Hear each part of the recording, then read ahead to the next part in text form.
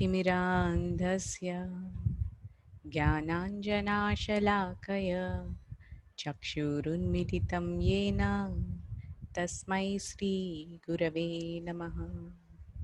श्रीचैतन्यमनोभीष्टं स्थापितं येन भूतले स्वयं रूपा कदा मह्यं ददाति स्वपदान्तिकं। वन्देऽहं श्रीगुरोः श्रीयुतापदकमलं श्रीगुरून् वैष्णवांश्च श्रीरूपं साग्रजातां सहगणा रघुनाथान्वितं तं सजीवं साद्वैतं सावधूतं परिजनसहितं कृष्णचैतन्यदेवं श्रीराधा कृष्णपदान् सहगणा ललिता श्रीविशाखान्वितांश्च नमो विष्णुपदाय कृष्णप्रेष्ठाय भूतले श्रीमते भक्तिवेदांत स्वामी निति नामिने नमस्ते सारस्वते देवे गौरवाणी प्रचारिणे निर्विशेष शून्यवादी पाश्चात्य देशतारिणे वाञ्छाकल्पतरुभ्यश्च कृपा सिन्धुभ्य एव च पतितानां पावनेभ्यो वैष्णवेभ्यो नमो नमः। हे कृष्णा करुणा सिंधु दीनबंधु जगत्पते गोपेश गोपिका कांत राधा कांत नमोस्तुते तप्त कांचन गौरांगी राधे वृंदावनेश्वरी वृषभानुसुते देवी प्रणमामि हरिप्रिये। जय श्री कृष्णा चैतन्य प्रभु नित्यानंद श्री अद्वैत गदाधर श्रीवासादि गौर भक्त वृंद हरे Krishna Krishna Krishna Hare Hare Hare Rama Ram Ram Hare Hare.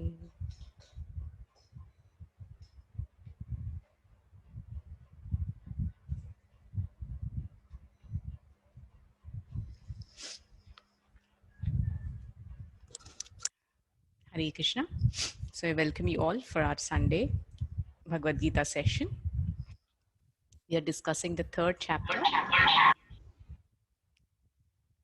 And today you will learn some very amazing and revolutionary concepts. Actually, if every one of us have understood and if we can thoroughly implement these principles and concepts, we can be instrumental in changing the whole face of the world and make this world truly a better place to live. So please pay attention. There'll be just a few verses we'll be discussing today, but the concepts are very deep. So what is the acronym of chapter 3? Tree. Tree. Tree in tree, T stands for? Tyaga, a renunciation. Tyaga or renunciation. And this is what we discussed last week, wherein Arjuna was confused about his work. He could not relate to, he could not connect warfare to Buddhi Yoga. He thought both of them are two different things altogether. He could not understand that even engaging himself in ghastly warfare is equivalent to Buddhi Yoga, that is, a connection with the Supreme Lord. So that was what he got confused with. And he was thinking all kinds of work lead to bondage. Any karma implies bondage. That means good karma gives good reaction and bad karma gives bad reaction. That means karma implies reaction. So that was why Arjuna wanted to evade the fight altogether. Why? Because he thought by evading the fight, I will not be getting any reactions to work. But Krishna, from the verse number 3 all the way to verse number 9, yeah, Krishna explained about, he clarified this doubt of Arjuna by explaining the art of work. And in the first, from 2 to 8, Krishna gradually spoke to Arjuna about Nishkama Karma, that is work without expectation of results. And ninth verse, he elevates Arjuna to a further higher conception of working for the pleasure of the Supreme. and which is the way to attain freedom from the reactions of work. So, in short, in a nutshell, the general rule is karma means bondage. That means whenever you perform an act, there will be a reaction, either good or bad. That implies karma means bondage. But there is an exception to this general rule. That was what Krishna spoke about in the 9th verse. What is this exception to the general rule? Exception to the general rule is that there is a kind of there is a way in which you can perform the same activity, but this kind of performance of the activity will lead to liberation and not bondage. See, it is said in Telugu, there is a famous saying, mulluni mullutone tiyali. If you have to remove a thorn, use another thorn. Yeah, one thorn is a cause of pain and another thorn is the cause of freedom from pain. Similarly, one kind of work is a cause of bondage, but another kind of work, the same work with different consciousness, can lead to liberation from the bondage of work. This is the concept of karma yoga. So today we will read further in detail about R. R stands for Rungs of yoga ladder. exactly the rungs of yoga ladder. Rungs, what are rungs? Rungs means there is a ladder and on the ladder there are different rungs. So okay, so Krishna has spoken so wonderfully about the beauty of Nishkama Karma Yoga. But Krishna also understands that most of the humanity is not inclined to work without desire for the fruits of their action. Yes, it's a common finding even with amongst us that if we are doing some work, we are expecting some result out of it and we want to enjoy those results. That's a most prevalent consciousness ingrained in us. So, Krishna is giving a gradual gradation for such people who are unable to directly perform or uh, directly perform the act of Nishkama Karma. So this is the rungs of yoga ladder. So first he gives the first rung is Karma Kanda. Then the next rung is the Karma Yoga. The next rung is the Jnana Yoga. And the ultimate is the Bhakti Yoga. So this is the 4 rungs of the yoga ladder. So Krishna is a very, very practical person and especially very compassionate teacher. He knows about the inclination and attitudes of every living entity in this world. So it's not that Krishna is quoting that, either you follow the highest path or be doomed. No, Krishna is giving various other options. If you're not prepared for that kind of activity where you're totally free from desire for any fruits, start from Karma Kanda. So what is this Karma Kanda? Yeah, that is what Krishna is explaining in verse 10. So let us read. सह यज्ञा प्रजा सृष्ट्वा पुरोवाचा प्रजापतिः अनेन प्रसविष्यध्वम् एष वोस्त्वश्च कामधुक्. सह यज्ञाः प्रजा सृष्ट्वा पुरोवाच प्रजापतिः अनेन प्रसविष्य त्वमेष वो अस्त्विष्ट कामधुक्. One of you please read the translation.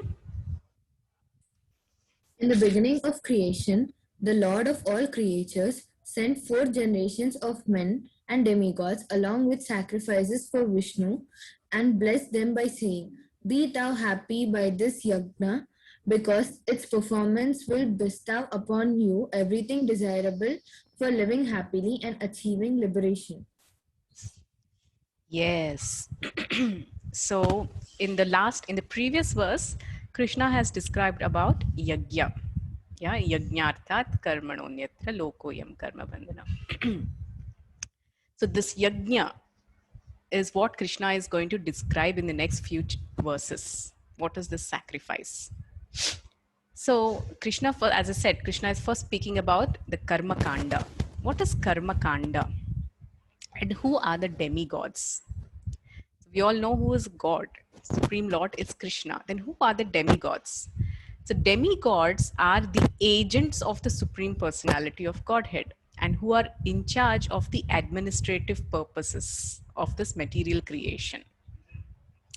Like, for example, in your college, you have a top person who's a principal, and under the principal work different personnel. That is your teacher, assistant professor. There are professors and head of the departments of uh, different departments, and then there are assistant professors. There are professors, and down to people like the administrative staff, and there is the people who do menial service like sweeping and taking care of everything. Yes, so there are different departments and there are heads of each department, and all of them work under one person, top head, who is the principal. So this is how the administration is in a college. Similarly, this material creation also runs under the administration of the Supreme Personality of Godhead, that is Krishna.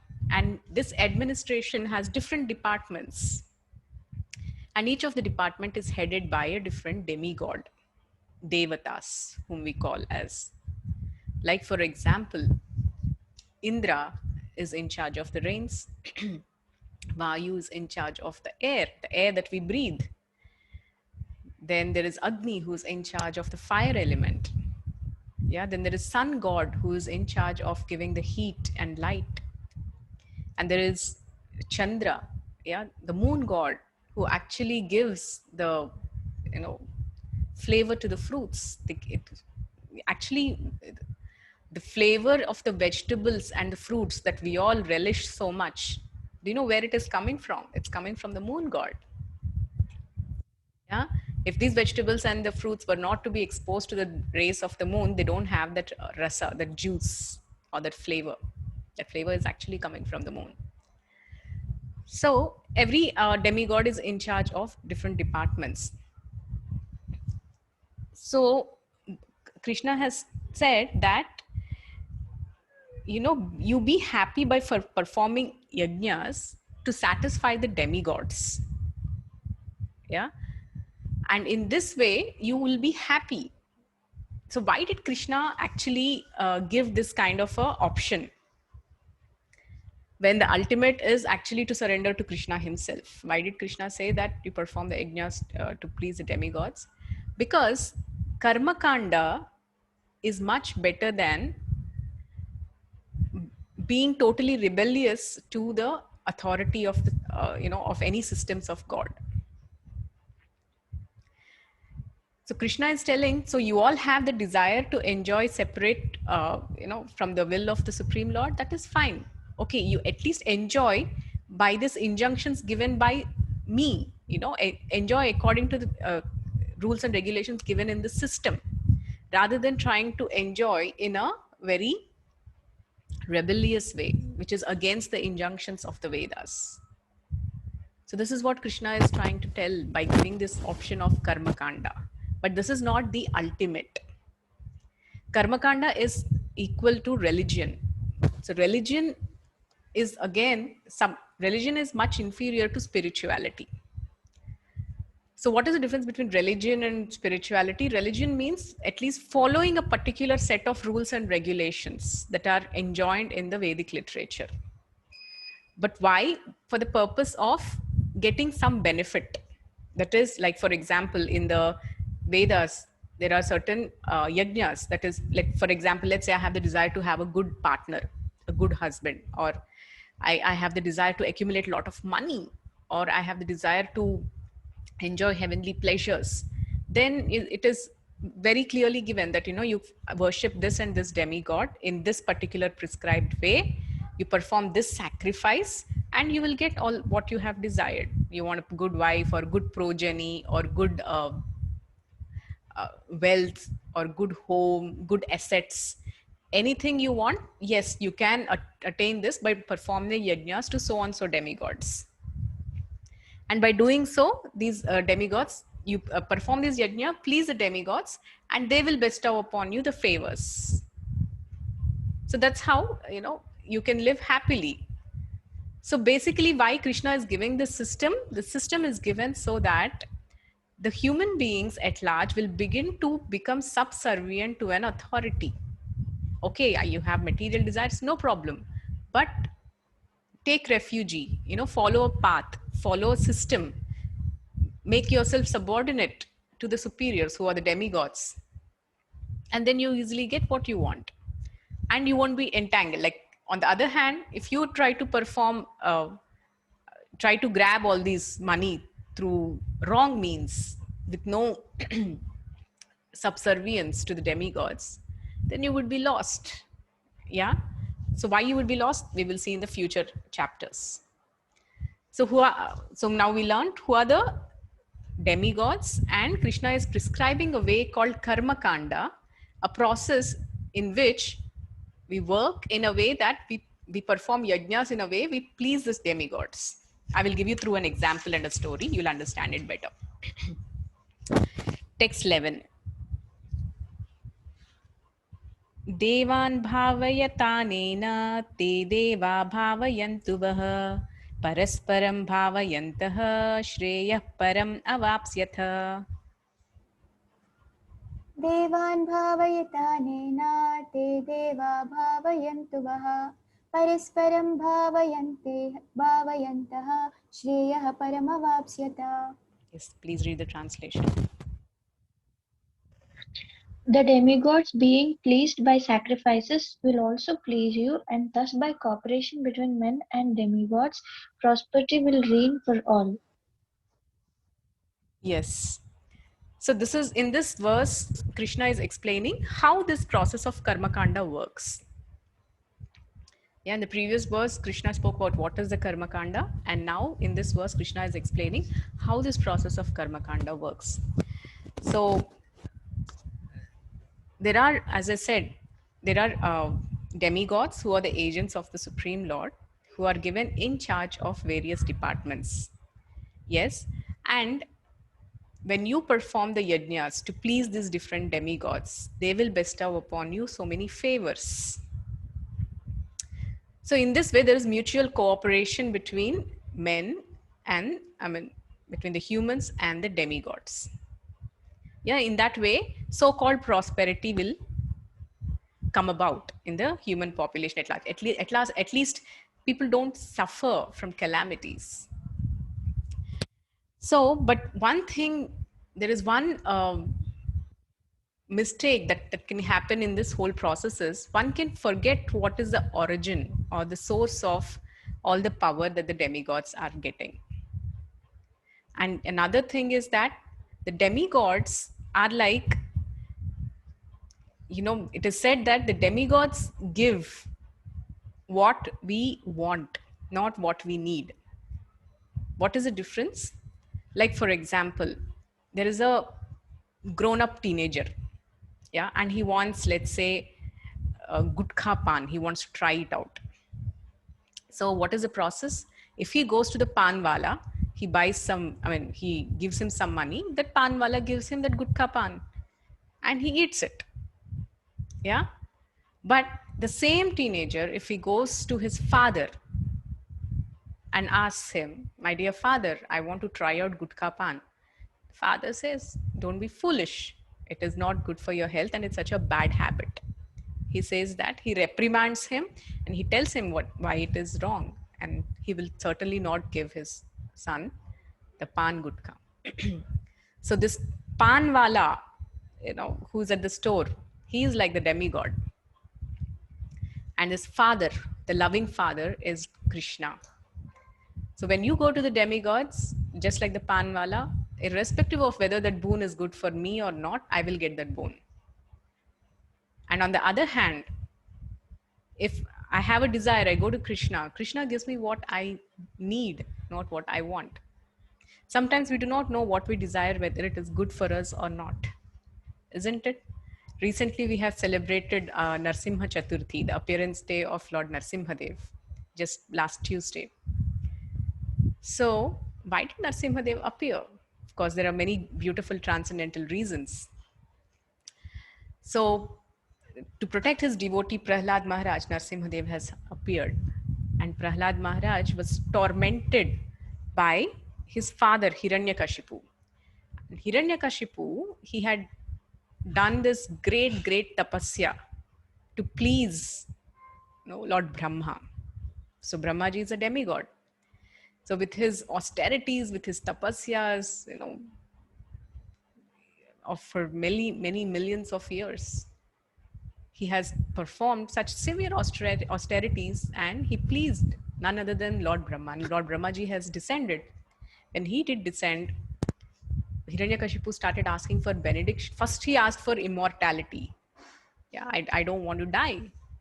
So Brahmaji said, that's not my cup of herbal tea, because even I am a mortal. So I cannot give you that benediction. It's not in my purview. Then Hiranyakashipu starts asking these benedictions that I should not die either in the hands of a man or an animal, neither by weapon, or anything that is living or dead, neither in the morning nor in the evening.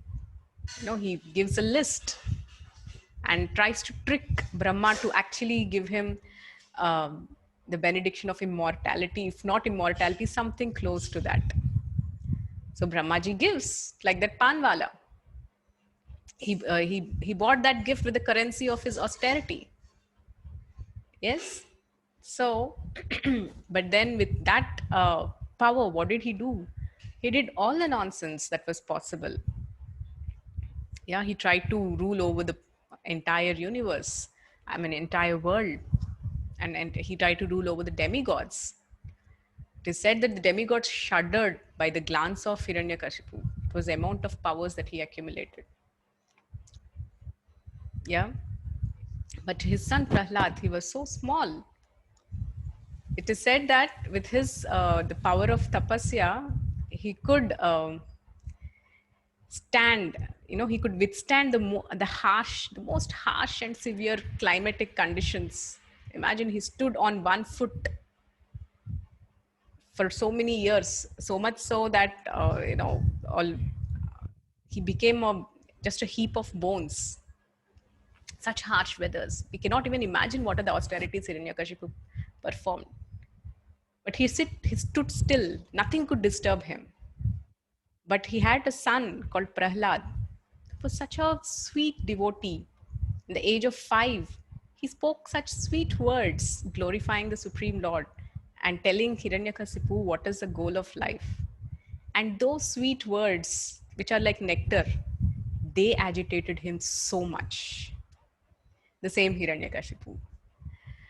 So ultimately, yes, when towards the end of, we all know the story, how everything happens, and he tries to kill Prahlad Maharaj through various methods, by throwing him from a cliff, by throwing him into fire, by giving him deadly poison, by throwing him to a pit of snakes. So many vicious ways to kill a small child of 5 years. But he could not succeed. And finally, Narsimhadev himself comes and tears his stomach apart, throws him, and meets a ghastly death.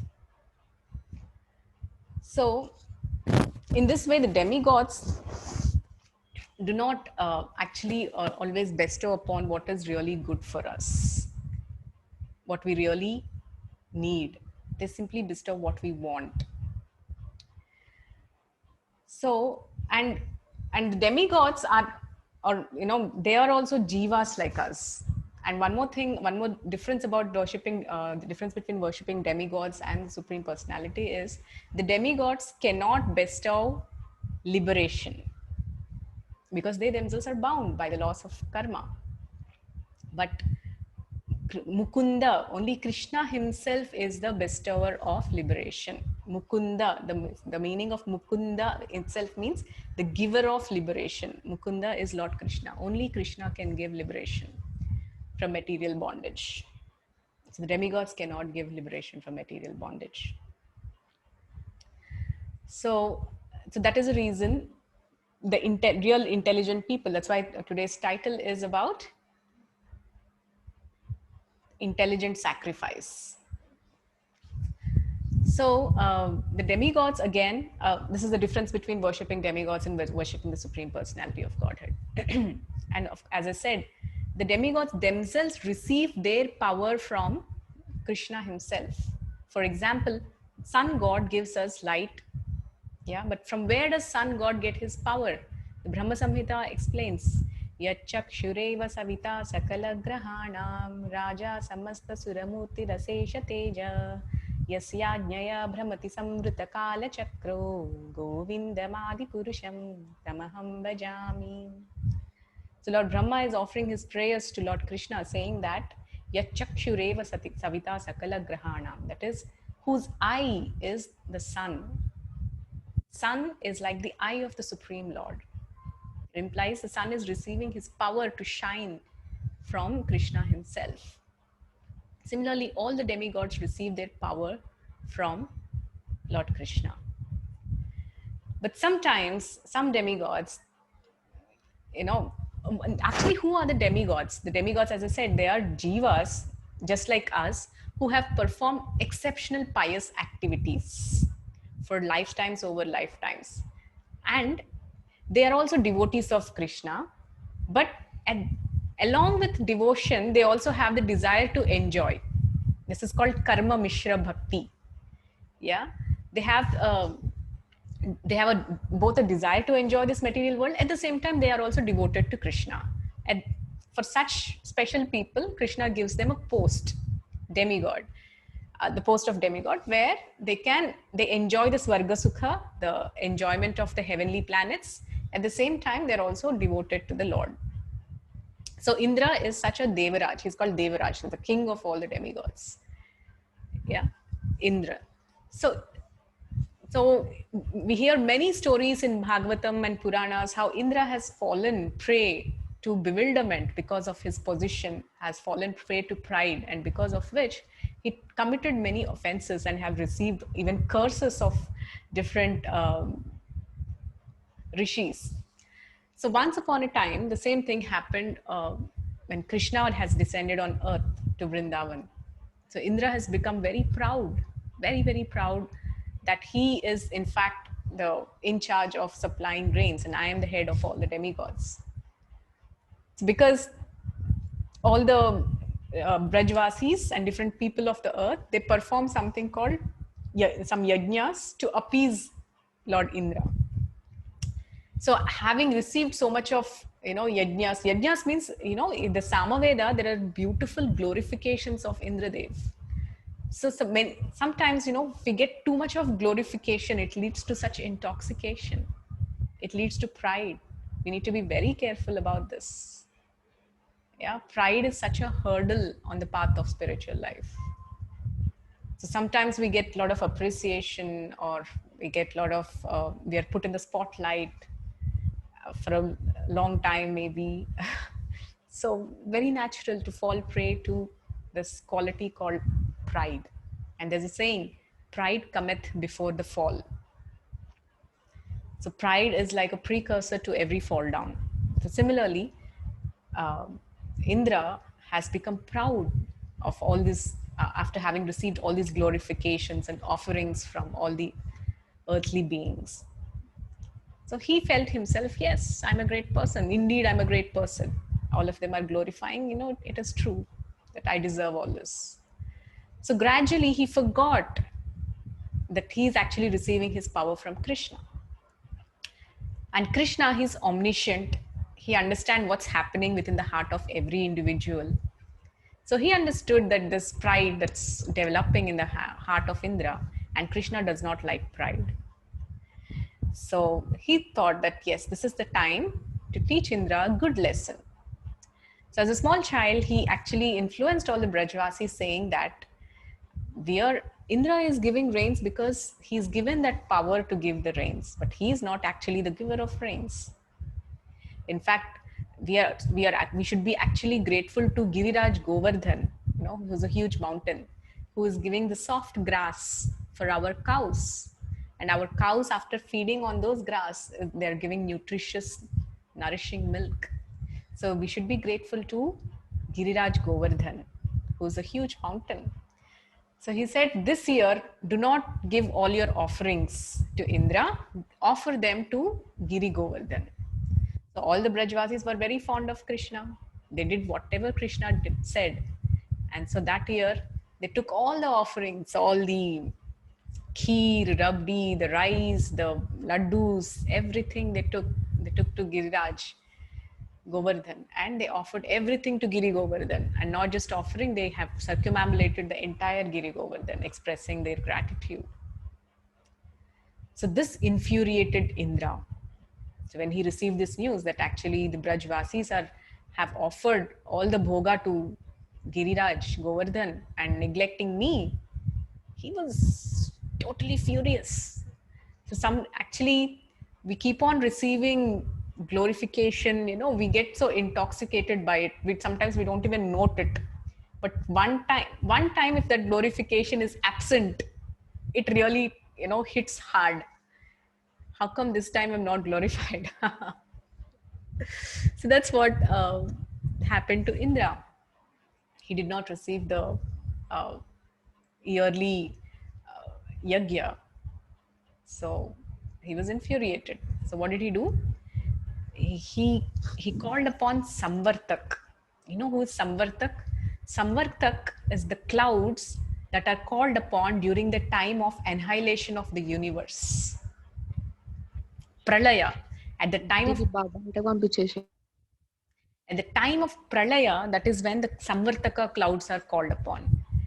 And what are these Samvartaka clouds capable of? They are capable of giving tremendous rain. The rain that is not, we all know of rains that comes in drops, right? But Samvartaka cloud, when he gives rain, this rain comes in columns, in pillars. Each drop is like a pillar just dropping down from the sky. That is the Samvartaka cloud. So Indra calls the Samvartaka cloud and he said, go and inundate the entire Vrindavan. The whole Vrindavan has to be wiped away. Why? Because just by hearing the words of a small child, they all have given up the age-old tradition of performing yajnas to me. So Indra couldn't stand that. And he took such a drastic action that he called upon the Samvartaka clouds, which are generally brought in the time of the pralaya of the universe. So Samvartaka carried out his order, and he went and he started pouring such columns and columns of rains. And all the Brajvasis were in fear. For Brajvasis, the default system is they have any fear, they take shelter of Krishna. So they all ran to Krishna and they told him, Krishna, please protect all your cows. They are so dear to you. So, and we are also taking care of your cows. So please protect us also because we are related to your cows. So Krishna then, he lifts the Govardhan hill to reciprocate the love of his devotees. So Krishna is a person who fulfills many things in one act. So by performing the act of lifting the Giri Govardhan on his little finger of the left hand, on one side, he's actually fulfilling the desire of love of all his devotees. So all the Brajvasis, it is said that they were always in separation from Krishna. That is, Mother Yashoda and all the elderly gopis who were around the house of Nanda Maharaj, they used to miss Krishna so much when he used to go into the forest for grazing the cows. The whole day they used to be just simply waiting for Krishna to come back home. So from morning until evening, they were just spending their time in severe pangs of separation from Krishna. When will Krishna return? When will Krishna return? And and after Krishna returns home in the evening, all Krishna's friends, the Gopas and the young gopis, they all used to feel so separated from Krishna. Oh, evening, it's evening. So Krishna went back home. When will Krishna come back again? So I have to wait till morning. So much time I have to wait in separation from Krishna. So how does, they were counting every minute, every second. So the whole day, either somebody or the other is spending time in extreme separation from Krishna. So when Krishna performed this beautiful act of lifting the Govardhan hill for 7 days and 7 nights continuously, he gave his loving association to everybody. So whole of 7 days, 7 nights, every moment, they could be in the beautiful association of Krishna. So they were all singing songs. They were just celebrating their love for Krishna the entire 7 days and 7 nights. It was like all of their desires fulfilled, which they were waiting for so long. So on one side, Krishna is, fulfilling the heart's love of all the devotees below. And on the other hand, above the hill, he is, straightening the pride of Indra. So Indra, he was so disgusted. A small child of 7-year-old, and my Samvartaka clouds are not doing anything. Let me go personally. And Indra comes down, and with the help of his thunderbolt and with all the powers that he had, he tried to, move Govardhan, that hill. But to his astonishment, he couldn't even move a blade of grass that was present on the hill of Giriraj Govardhan. So, that was really purifying to the heart of Indra. He couldn't handle that. So with all his power, when he could not do it, then he understood that this child cannot be an ordinary person. He's none other than the Supreme Personality of Godhead, Krishna, from whom I am getting my powers. And I have become blinded by pride, and this is what I have done. I have been so offensive. And he goes and he apologizes after the 7 days and 7 nights. And he doesn't go directly. He goes and approaches Surabhi Maya, that is mother of all cows. And he asks her to please plead on my behalf and appease Krishna and beg forgiveness on my behalf. So he couldn't even face Krishna. So in this way that, the demigods are actually receiving their powers from Lord Krishna himself. And sometimes when they do tend to forget, because Jivatma means Tatastha Shakti. Tatastha means they're always marginal. They can fall here or there. So that's how Indra, captivated by pride, fell from his position and was quickly corrected by Krishna. So, yeah. So in this way, we need to understand the position of demigods and respect them accordingly. So the other extreme is some of the devotees, they think, okay, fine, demigods means they are just servants of Krishna. We are anyways devotees of Krishna, so we don't have to offer any respects to demigods. No, that is very wrong. Demigods are very empowered servants of the Supreme Lord, that they deserve high, good amount of respect. We respect the demigods, and we also understand the source from which they are receiving their power. So we offer respects accordingly and not be, indifferent to their presence.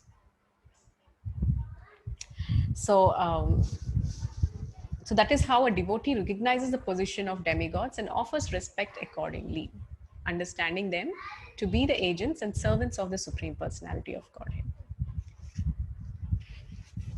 Okay. So let's read the next one. What happens when a person just simply receives the favors from demigods and he does not reciprocate with them? What happens to such people? Krishna speaks about. Ishtan bhogan hi vo deva dasyante yajna bhavitaha dairdattana pradayaibhyo yo bhungte stena eva saha. इष्टान् भोगान् हि वो देवा दास्यन्ते यज्ञभाविताः तैर्दत्तान् प्रदायेभ्यो यो भुङ्क्ते निस्तेन एव सः. Please read the translation. In charge of the various necessities of life, the demigods, being satisfied by the performance of yajna, will supply all necessities to you. But he who enjoys such gifts without offering them to the demigods in return is certainly a thief. Yes, so this aspect can be realized to a very good degree right now in this COVID crisis. So I will tell you how. So nothing comes free of cost. Yeah, the air that we breathe, the water that we drink, the sunlight that we are enjoying, It's not free of cost. It's supplied to us by the demigods. See, at our home, we all enjoy the supplies of electricity, water, etc. Right? So, if we do not pay the electricity bill, the whole month we have enjoyed, the electric supply. We used it. We had fans, air conditioners, geysers, lights, etc., all operating based on electricity. And at the end of the month, we get something called electricity bill. So, what happens if you don't pay the bill? Yes? What happens if you don't pay the bill? Our electricity will be cut off. If the power supply will be cut off. Simple. What happens if you don't pay the water bill? The water supply is cut off.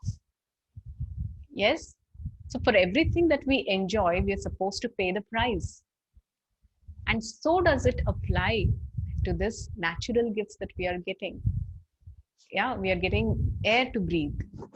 We're getting, as I said, the sunlight, the water to drink. And all these are the gifts of nature. And they didn't come just like that. Yeah, they are the gifts of nature. And she has provided, because for the water to flow, it's a water element, Varuna. In the sunlight, it's coming from sun god. Yeah, he is giving us the sunlight. And the air that we breathe is given by Vayu, another demigod. So we are all indebted to all these demigods. And when we do not sufficiently reciprocate or acknowledge all these elements, all these gifts that we are receiving free of cost. One thing is not to acknowledge, and another next step is to exploit it.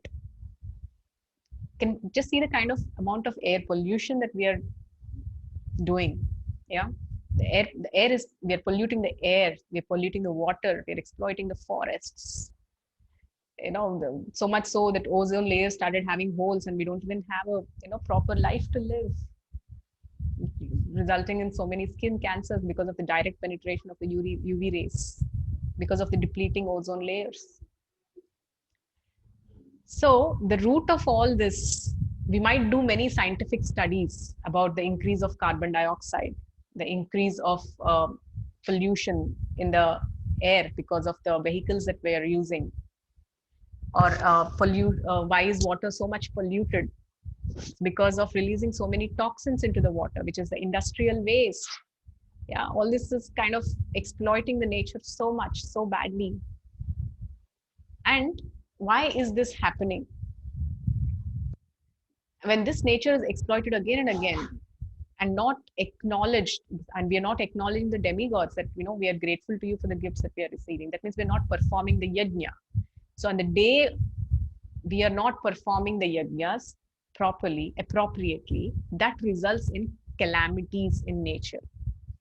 All the calamities that we are experiencing in the nature, it is because of not performing yajnas. That means not giving, just like we are not, when we don't pay the dues, the bills in our house, the power supply is cut off. Similarly, when we are not paying the dues to the demigods in the form of yajnas, so whatever gifts that we are receiving are cut off.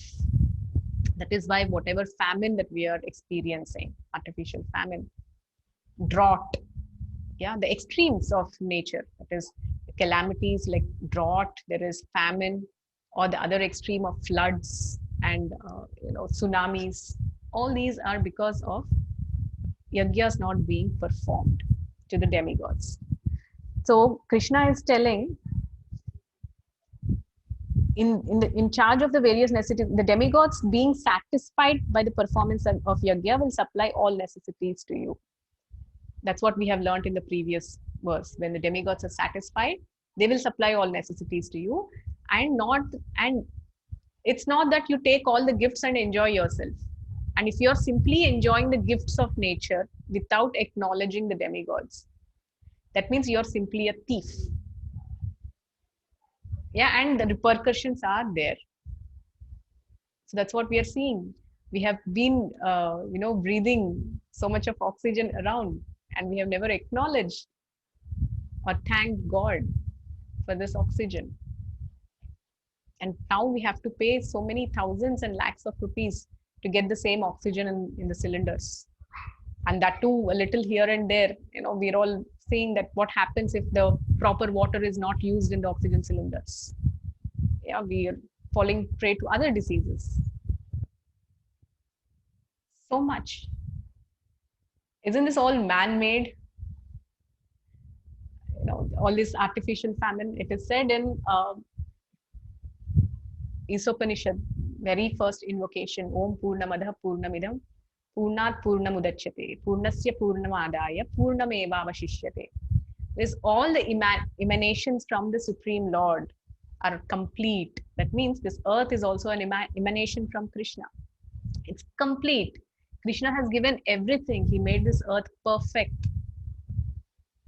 Yeah, and if all the human beings were to live in harmony with nature, there is no calamity, there is no artificial famine that we are experiencing, and there is no dearth for anything. Everything is in abundant. So the earth is, another name of earth is Vasundhara or Vasudha. What is the name of that? Dhara means who bears. Vasu means lot of opulence. One who bears lots of opulence.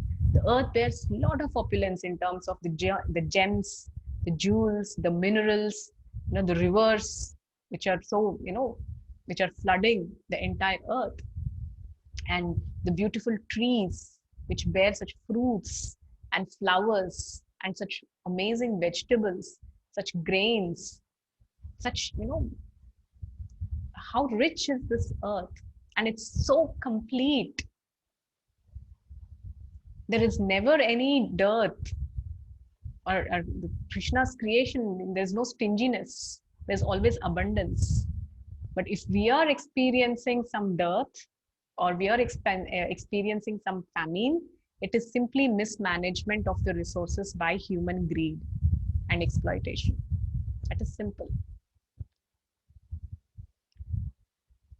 So whatever calamities that we are experiencing is because of not performing yagyas or not acknowledging our due gratitude to the devatas. Actually, the Vedas give us about that every human being who's born into this world has 5 rinas. There is Deva Rin, that is their Rin.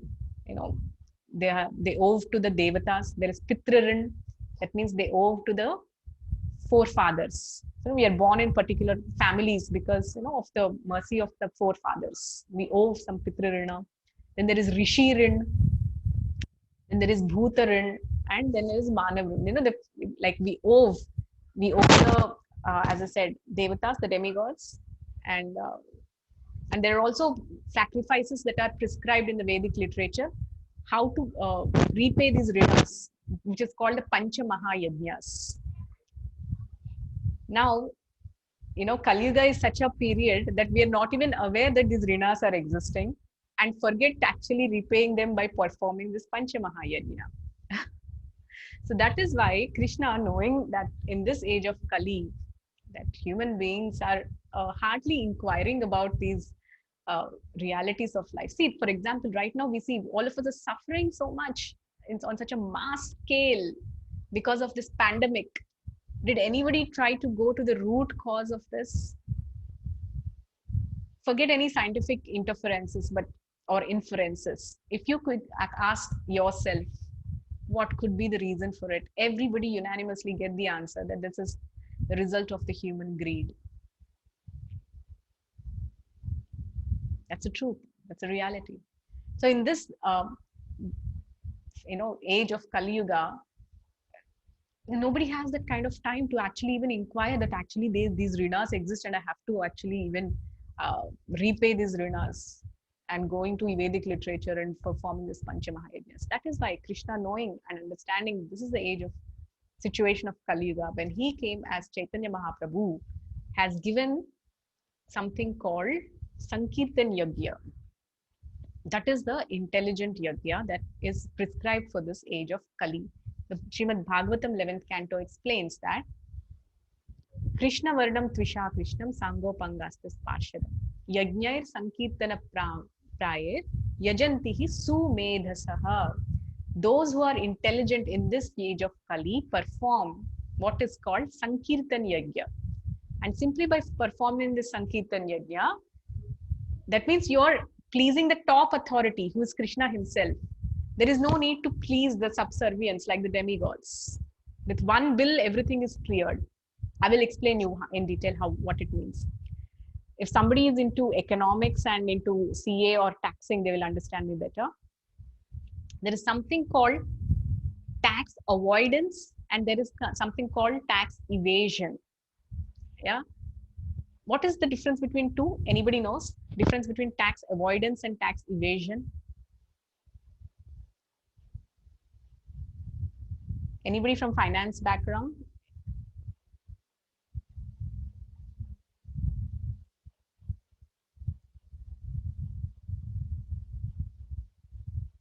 Hey, at least some of you who are working can try. What is the difference between tax avoidance and tax evasion?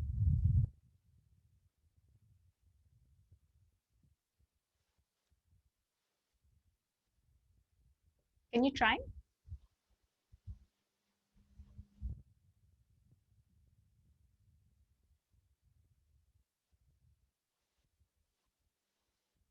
What is the difference?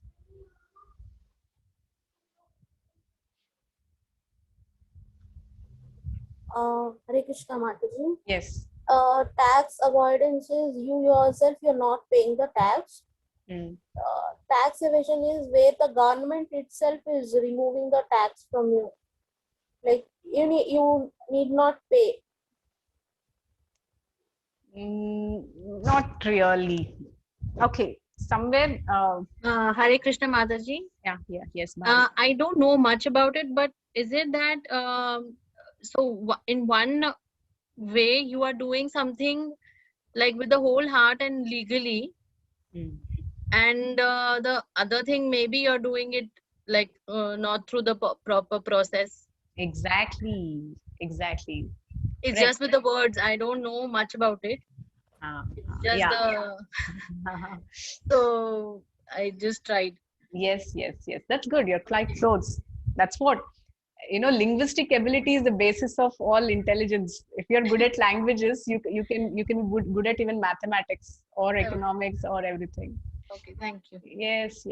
So tax avoidance means it's a legal way by which you can do certain things. That is, they say you invest in this particular housing loan or you invest in this loan or that loan, then your tax, you can avoid the tax. That is, it's a legal way. Yeah. On the other hand, tax evasion, that means you're evading it away, that you're for example, tax avoidance, some employees, they have something called tax exemption. Yeah. So that is legal. Tax evasion is illegal. So illegally, you're trying to evade from paying taxes. So basically, by not, acknowledging the demigods for all the gifts that we are receiving, what we are doing is we are evading the taxes. But Krishna is giving us a shortcut method by which. I think I told opposite Mataji. Yes. So Krishna is giving us a process by which there is a tax avoidance. That is, you don't have to pay any tax to the demigods. And what is that process? That process is Sankirtan Yajna. Just by performing the Sankirtan Yajna of the Mahamantra, Hare Krishna, Krishna Krishna, Hare Rama, Rama Rama, Hare Hare. This mantra is the mantra that is given for the deliverance of everybody in this age of Kali. And simply by performance of this yajna, a person can avoid the tax and thereby live peacefully. So that is why if this society has to be taking a good direction, it is very important that individually and collectively we perform the Sankirtan Yajna. So next, text 13. In the text 13, it's a very important understanding wherein we have an understanding what actually is true women empowerment. So let's read it. Yajna shikshashtina santo muchyante sarva kilbhishaihi Bhunjate te tvagam papa ye pachantyatma karanat. यज्ञशिष्टाशिनः सन्तो मुच्यन्ते सर्वकिल्बिषै भुञ्जते ते त्वगं पापा ये पच्यन्त्यात्मकारणात्. Yes, translation.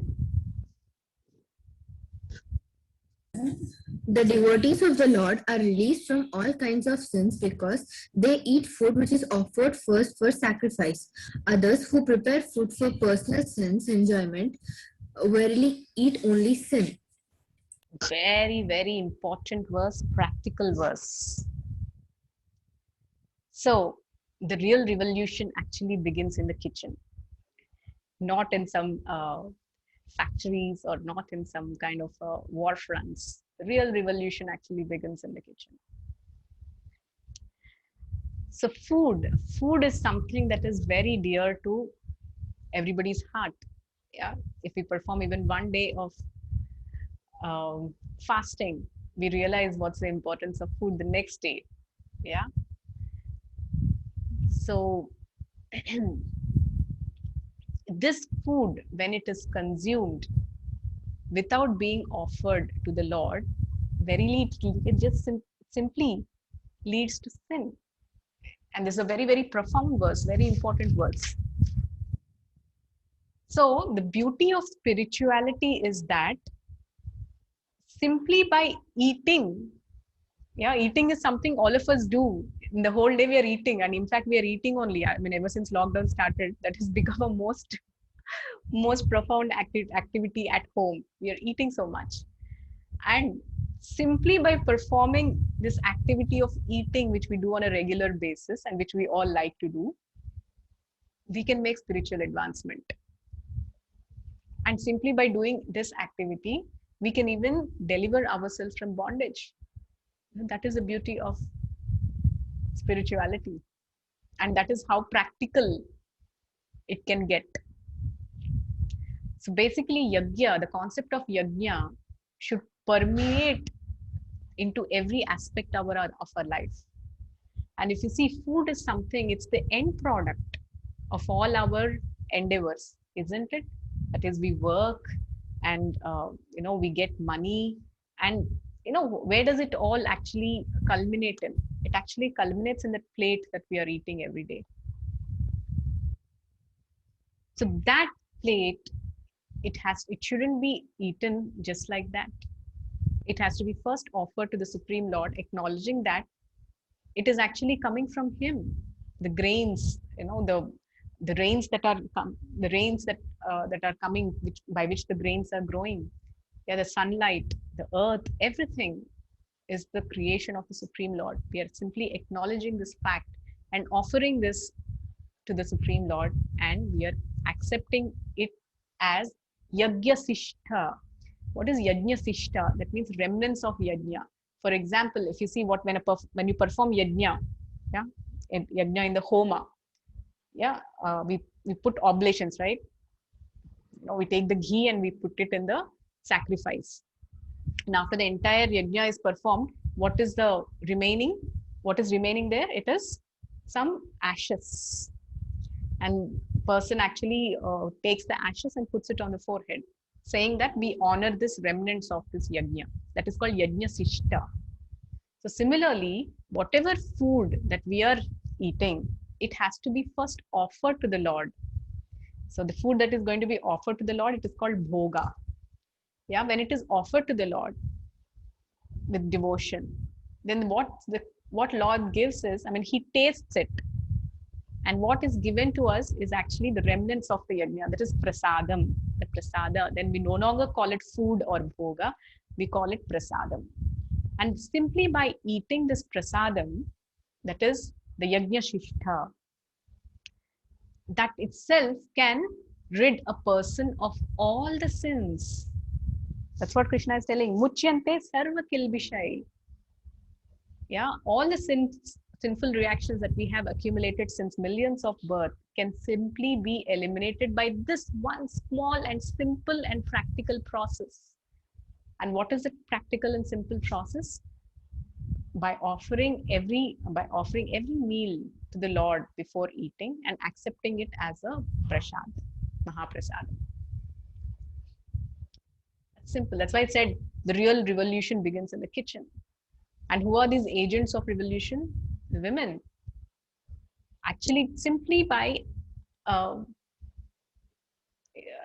cooking for the family, how much of good a woman can do for herself and for her whole family. She's invested with the great power of relieving her entire family from the sinful reactions of all their past. She's invested with such power. How else what more good that can you do for your family beyond this? It's simple, whatever you're cooking. And what to offer the Lord? Yes, you offer Krishna what is pleasing to him. And what is pleasing to Krishna? That which is in the mode of goodness. Sattvic food. Food that is vegetarian. The food is without any rajasic elements in it. We can start with something called fruits, salads, or even the rice and dal, anything that is vegetarian, that is cooked without tamasic elements like onion and garlic, and food that is vegetarian in nature. But especially the most tastiest ingredient in all this is the love with which we are offering. So there is this famous pastime of Ramayana, Shabari. So generally when we are preparing bhoga for the Lord, we are not supposed to taste it.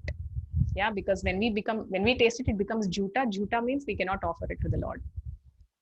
But Shabari, when Lord Ramchandra came with Lakshmana, to her kutir, she was waiting for him for years and years on end. And when she saw him in ecstasy, she wanted to offer the best fruits. Yeah, but so when she wanted to offer the best fruits, she started tasting each fruit to test if it is sweet enough for the Lord or not, and she started offering. So, and Lord Ram was so pleased to taste these fruits. And he said, this is one of the tastiest fruits that I've ever had. And it reminded me of Mother Kaushalya. He said that because, he was pleased with her love and devotion. So the tastiest ingredient in any of the offering that the Lord tastes is your bhakti. He does not want, what you're preparing externally. Is more pleased with what bhav we are offering with. And it's so important that we are very, whatever we offer with love. And it's very important that we offer, before we offer, we cook with the right consciousness. Because it is said that the consciousness of the cook travels through the mind of the cook and into the cooking, whatever you're cooking, and and it is also transferred into the person who is eating it. It's a whole big process. So the simple example is, do you find any difference between ghar ka khana, what you eat from your mother's hand, and the food that we get in the restaurants? There's a difference, right? There's a lot of difference. And the difference is simple, that the food that is prepared by mom is prepared with love. And the food that is served in restaurant is prepared because they want to make money out of it. It might be very titillating to the tongue, but if you look within yourself, are you really satiated and satisfied with this food? You get an answer, it's a no. But at home, whatever meal your mother prepares, it's very satiating to the heart. Why? Because it's prepared with love. So whatever is a consciousness of cook travels through the person into the food. And then it manifests in the cooking, in the dish. And this consciousness is transferred into the person who is eating it. So that is why Lord Krishna, in the Mahabharata, when he came to Hastinapur for the peace truce as a Shanti Dhoot, Duryodhana actually wanted to invite Krishna, and he arranges for a big Chappan Bhog. That means a big feast with all the most delicious food ever possible. Yeah, the best of the delicacies, because he wanted to use that as a bait to win the favor of Krishna. So, but Krishna rejected that, When Duryodhana pleaded him to come and honor the prasadam, honor the food at his palace, Krishna said a straight no. He said, no, I cannot eat at your place. And he goes to Vidura. So Vidura was a Dasi Putra. And he lived a very simple house. I mean, in a very simple house. And the meal that he arranged was also very, very simple. But Krishna, visited Vidura's house and he enjoyed the meal that was cooked by Vidura because it was cooked with such love and devotion. What Vidura served was just some leafy vegetables. But Krishna thoroughly enjoyed the meal that was served by Vidura and he blessed him profusely. So there's a beautiful Braj song based on this. Duryodhan ka bhog na khayo, rukh shaka vidhur ghar khayo, aise prem pujari radhe, shama shama sham, jaya madhav madan murari radhe, shama shama sham, jaya keshav kalimal hari radhe, shama shama sham. So in this way, Braj Bhajan says, Duryodhana ka bhoga na khayo. Krishna is the one, he didn't eat the bhoga of Duryodhana. Rukha shakhadi vidhura ghar kai. He ate the shakha, the green leafy vegetables at Vidhura. Aise prema pujari. He's such a worshipper of love. Who? Sham. It is Krishna. This is one of the Braj Bhajans. Very beautiful bhajan. So that's how much Krishna is very keen on eating prasadam. Can you imagine that that food should be cooked by a person who is a devotee? And how much careful should we be when we are eating anywhere else? So the similar thing is, on the battlefield of Kurukshetra, when Bhishma is lying on the bed of the arrows, Yudhishthir Maharaj approaches him and asks him, my dear Bhishma Dev, kindly please tell me what is dharma? Yeah, he asks him about certain nitty-gritties about dharmas.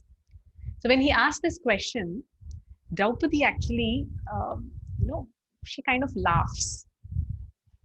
So Bhishma turns to her and asks her, my dear child, why are you laughing? Then she says, she kind of indirectly says that when I was being disrobed, at that time you could not ascertain what is dharma and what is not dharma. And what can you ascertain what is dharma and not at this time? So she kind of thinks of that and she laughs.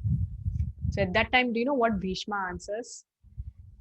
Bhishma says, my dear Draupadi, at that time, when this whole episode of Dyuta Sabha has happened, my intelligence was polluted because my blood was polluted by the food that was cooked in the palace of Duryodhana. And he says, but now my blood is purified by the arrows of Arjuna. So now whatever I am speaking is dharma. So much with prasadam. Bhishma Dev is one of the pure devotees of the Lord. And he is saying that my blood has become impure because of the food that I'm eating at the palace of Duryodhana. So one has to be very, very careful about what is going in. There is a famous saying in Hindi, Jaisa an, vaisa man.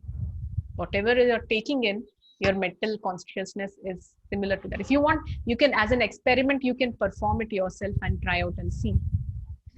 Yeah. When you eat outside and when you eat the prasadam that you offer to Krishna, it's very tasty. Sometimes I make some sweet rice at home and offer it as Mangal Bhog to the Lord early in the morning. It tastes nectarian. I mean, it's not because I'm a great cook or anything, but it's simply because, you're just offering with love, whatever little love we have. That dish that is pleasing to the Lord. It tastes out of this world somehow. So, I mean, of course, the grand examples is, we know the Tirupati laddus, they are out of this world. The Udupi sambar, Udupi rasam, tastes great. Why? They're all cooked with love for the Lord. Okay, so as I said, revolution begins in the kitchen. It's already 11:45. Fine, I think we will stop here because the next verse speaks very deeply about Vedic economics. very, very, very important verse. And I really wish to go very deep into this, the details of this verse, because very important, especially students and as tomorrow's leaders. If we understand the concept of what is Vedic economics, it can bring about great fortune to the world. So I want to go in detail, and that we will see next week. So thank you all very much. Any questions, any comments so far?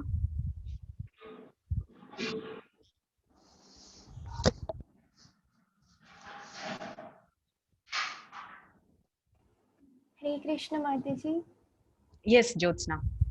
Mataji, Bhishmadev was a very great devotee of Krishna, and even Mirabai was also a great devotee of Krishna, and Mirabai's devotion was responsible for turning the poison into nectar. She was able to turn the poison into nectar through the devotion. Then why Bhishmadev was affected because of the food that was cooked by Duryodhana? Even he could, his devotion could lead him to not getting affected because of the food. I mean, that is possible. They are great devotees, no? So how come they got affected because of that food? Yeah. So only Jyotsna, you only get such doubts. Okay. But it's a good doubt, let me tell you. So you cannot compare the activities of two different devotees, because the situations they are in different. They are different. Like, for example, Mirabai, yes, poison was administered to her, but it could not affect her. So the same thing happened with even Prahlad Maharaj, right? Poison, Kalakuta Visha. That means it's the most deadliest of poison. It was given to Prahlad Maharaj to drink, but that poison could not affect him. Yeah, because he did not even call out for protection. He had such purity of devotion. He had so much of faith in the holy name. He was simply chanting the holy names. So because of which that Visha could not have its effect on Prahlad Maharaj. So that was a part he was playing. See, if we have to see in Bhishmadev's situation, the kind of role that he was playing. So at heart, he was a pure devotee of the Lord. But externally, he was playing a role to show the example to this whole world that no matter how great a person you are, even to the extent that you are as great as powerful as Bhishmadev and as glorious a devotee of Bhishmadev, but if you are on the side of adharma, eventually you will have to lose. And it is also an important lesson to all of us that even if you're a great devotee, if you are not careful about these things like eating, what prasadam you're taking, then they can affect us. Like, for example, when Prabhupada has gone to the West, Prabhupada went to the West at the age of 67 years. Yeah. And when he went at such an old age, when Prabhupada went, and if you read the Leelamrita, he had no support anywhere. But all the while, if you carefully read the Leelamrit, Prabhupada has taken from India his his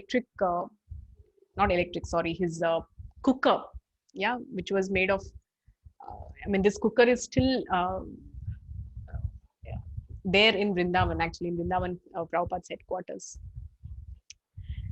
So he took his own cooking pan along with him, and during his entire stay in the West, in the US, and until he had his disciples and all the temples that are running, he cooked his own prasad. He cooked his own bhoga. It could be just normal potatoes or normal rice, normal dal, whatever was available. Prabhupada is very careful that he did not eat anything outside. He was very careful that he ate the prasadam, that is the food that is offered to the Lord. So a devotee is very careful about what they eat. So through Bhishmadev, the example that he was setting is the same thing. If you're not careful about these, it can really affect you. So devotees never lax in following these principles. Yes, Mataji. Thank Okay. you. Yeah. So through every situation, a devotee is put in a position to preach something. Okay. Is that fine? Yes, Mataji. Yeah. Anything else? Any other question?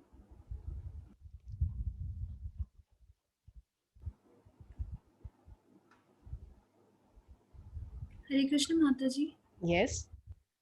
Mataji, Bhishma Dev was along the side of Duryodhana because of the pratigya, what he did, and he was following his dharma. Then also, Mataji, it is considered wrong because he was side of adharma. Your answer is in the question only. What is dharma and what is adharma? It is, he got sold out to the principle of being on the side of the, like, being loyal to the throne to the extent that he was siding with adharma. That should not have been the case. He should have been on the side of dharma, establishing dharma. For example, even when Yudhishthir Maharaj and all of them have returned after the Varnavrat incident, they married Draupadi and they came back to Hastinapur, right? At that time, Bhishma knew very well that it was a planned murder, right? By Yudhishthir, by Duryodhana and party, they all planned the murder of the Pandavas by sending them to Varnavrat, that is the Lakshagriha, the palace that was made of lac, which was eventually burnt, and they wanted Pandavas to die. So it was an attempted murder on the king. So what is a punishment that they're all supposed to pay for that? They're all supposed to hung. Duryodhana would have been hung at that time itself, and Yudhishthira would have been made the king at that time itself. But Bhishma, he was like kind of sold out to the family attachment and affection, because of which he didn't take action at that time. Instead, he made, he divided it into two parts and gave Pandavas the Khandava Prastha, which eventually turned into Indraprastha, and he let Duryodhana rule the Hastinapur. So that was adharmic, because Duryodhana was liable to punishment for his attempt of murder on the king, and everybody knew the truth, but still he didn't do it because, of his affection for the Dhritarashtra, Duryodhana, knowing well that they are at folly. So in this way, many times where Bhishma Dev were supposed to action, he stood silent. One was at this situation, and second one is grossly at the time of disrobing of Draupadi. He could not ascertain what is dharma when everybody was disrobing Draupadi in front of their eyes. He could not, he was supposed to be the most eldest person there. He was supposed to take a decision and made people to act. But instead of all that, he gave in to his loyalty for the throne. Then Mataji, supporting adharma can also be dharma. It cannot be. That's why Krishna came and corrected, na? That is where he made a mistake. In the name of thinking it is dharma, he was performing adharma. Okay, Mataji, thank you. Yeah, that's how Krishna came and he corrected towards the end. He told Bhishma that, this is not right. This is not dharma at all. So that was why, they are eligible to be killed by Arjuna. So Krishna did not tell Arjuna to kill them just like that. It's because repeatedly, some gross mistakes were committed by them. Okay. Is it fine? Yes, Mataji. Yeah. Yes, Mataji. Yeah. Thank you. Yes. Okay. Fine. Any other questions? We will discuss on the WhatsApp. Thank you all very much. Have a nice week ahead. Srila Prabhupada ki jai.